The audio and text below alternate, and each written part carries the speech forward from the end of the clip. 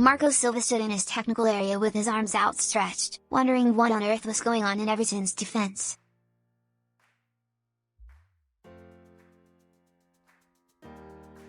Just how were they so wide open? Diego Rico's simple ball had split his all-at-sea backline, and Silva's gesture was one of a man who knew what was coming.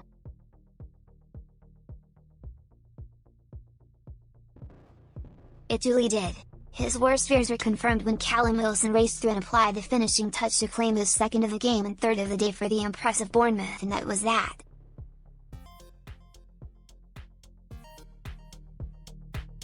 Match FACTS Bournemouth, 4-4-2, Ramsdale 7, Stacey 6.5, Cook 6, A 6.5, Rico 7.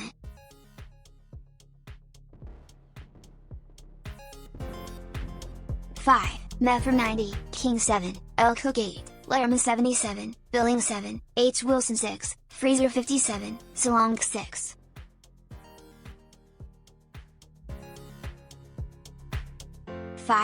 Wilson 8. Subs not used, Boruc, Surman, Iwobi, Simpson.Scorers, Wilson 23, 72, Fraser 67 booked, none manager, Eddie Howe 6 Everton, 4-2-3-1, Pickford 6.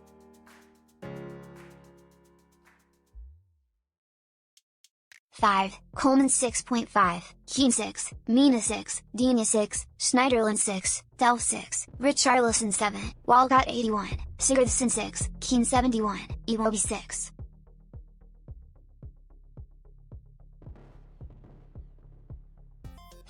Calvert-Lewin 7, Bernard 71. Subs not used, Stekelenburg, Holgate, Sidibe, Bernard, Davies.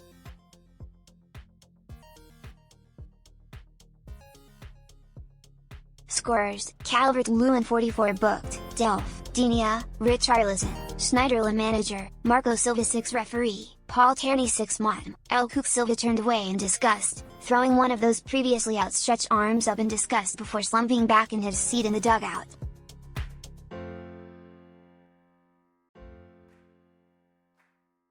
He knew it was game over and more away day blues for the Blues.Silva finally saw his side score on the road, a rare goal too from Dominic Calvert-Lewin, after 2 blanks at Crystal Palace and Everton.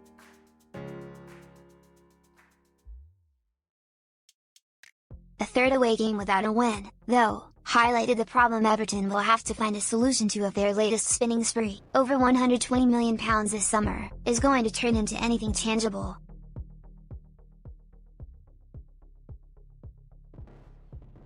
No doubt increasing Silva's frustration will be the fact this is nothing new. They won just 5 away league games last season.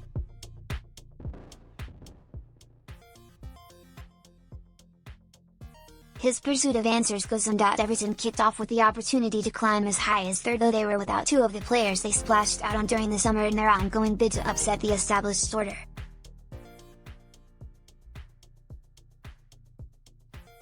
Andre Gomes was ruled out with a rib injury and striker Moise Kean dropped to the bench.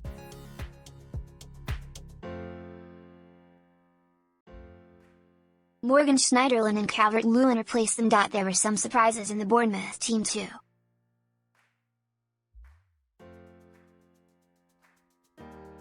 How handed midfielder Lewis Cook his first appearance since December following his recovery from a serious knee injury, a Premier League debut to right back Jack Stacey. First league start of the campaign to Dominic Solanke and recalled Diego Rico.Promising midfielder Cook, who had broken into England's senior setup before his injury checked his progress, did not look like someone who had been out for 9 months early on.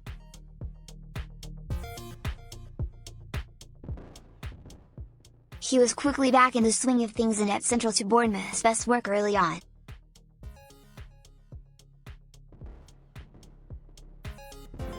One flying challenge on Alex Iwobi might have had Howe momentarily wincing, but it was the Everton man who came off second best.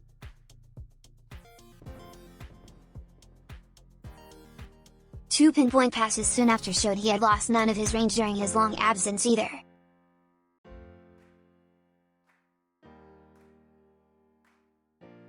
From the second, Philip Billing, who also began well, curled wide from outside the box.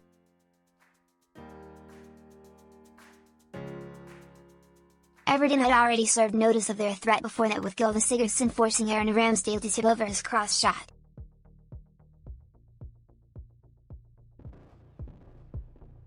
The England under-21 stopper came to Bournemouth, and teammate Stacey in particular, when he raced off his line to thwart Calvert-Lewin after the Cherries defender gave the ball away in his own territory.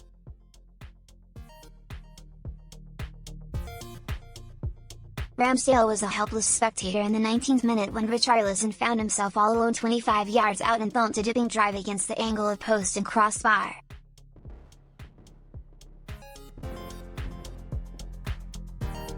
Solanke responded with a long ranger of his own, which Jordan Pickford helped over the bar, a save which eventually led to the opener.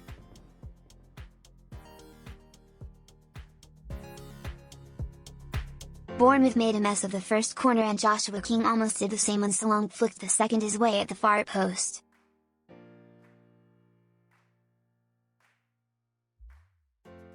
But his blushes were spared when Callum Wilson beat Nathan Ake to get to King's missed hit, close-range effort, which at least kept the ball alive in the danger zone, and nod Bournemouth into the lead, the goal given after a VAR check for a possible handball from the Norwegian.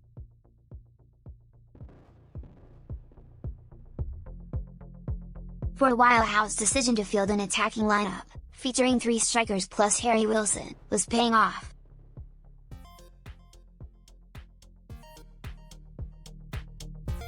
They were by far the more threatening side. And on the stroke of halftime, they were pegged back when Everton took advantage of the hosts throwing bodies forward.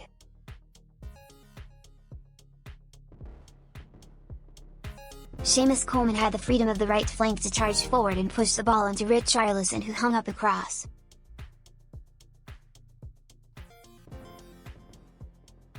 Bournemouth had both centre-backs in the middle, seemingly well-positioned, but Calvert-Lewin towered above Steve Cook to head the equaliser past Ramsdale via the underside of the bar.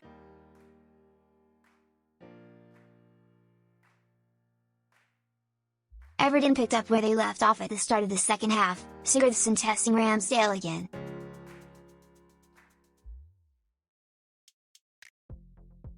Bournemouth's keeper also had to race off his line to bail out Steve Cook when his short back pass led in Calvert-Lewin.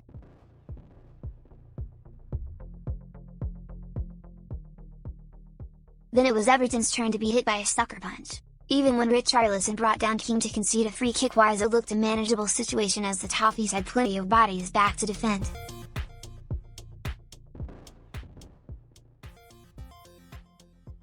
But only Fabian Delph was able to get a touch onto Fraser's in swinging delivery, and that was only to help it past his own keeper and into the far corner.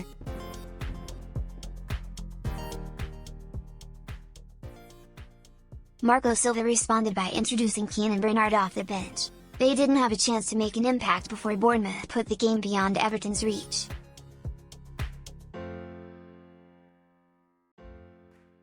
Rico's ball beat the entire Everton defence, which was, quite simply, all over the place, and Callum Wilson had the simple task of lifting his second of the game past Pickford to wrap up the points.